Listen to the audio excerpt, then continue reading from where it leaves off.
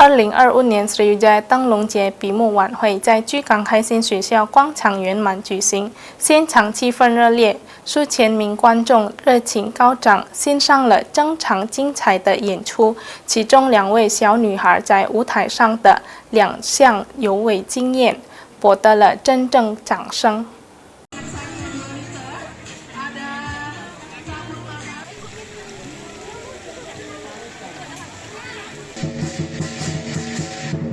2025年Sriwijaya灯笼节在巨港开心学校广场举行的闭幕晚会正式落下帷幕。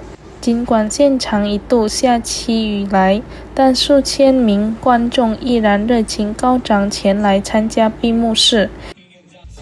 其中最吸引眼球的是2位小女孩在舞台上的精彩表演，不仅征服了观众，也成为闭幕之夜的最大亮点。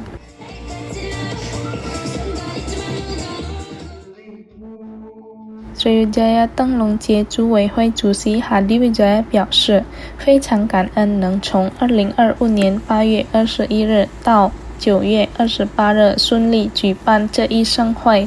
虽然遇到下雨，但观众的热情依然高涨。闭幕之夜的到场人数更是达到2000人。今晚孩子们的表演非常出色，尤其是2位小女孩的舞台演出，赢得了阵阵掌声，也成为她们锻炼心理素质与自信心的宝贵机会。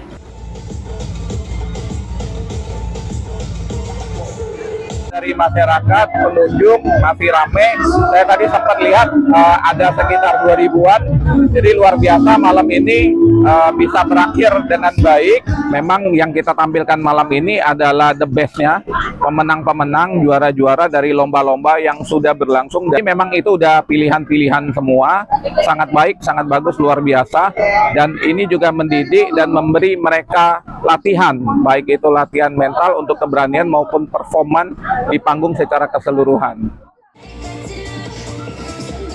与此同时，2位小女孩 Queen 和吉佳也分享到，虽然准备时间只有1周，但因为平时就喜欢在公共场合表演，加上已经习惯唱歌和跳舞，所以信心满满。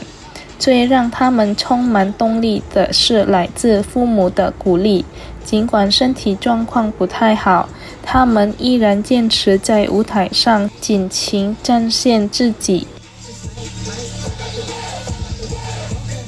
Only 1 minggu ya, one week aja kalau yang ini. One week aja. Karena mereka udah biasa tampil. Menang-menang ya nak? Iya dong. Kamu juga ya. Kemarin juara berapa? 1. Bilang juara 1. Juara 1. Didukung siapa nak? Mami, papi. Bilang apa? Terima kasih, mami, papi. Terima kasih, mami, papi.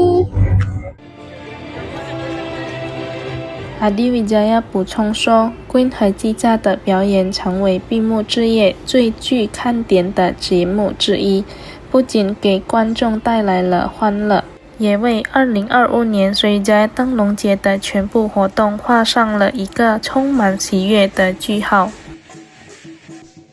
Muhammad Aidil Pal TV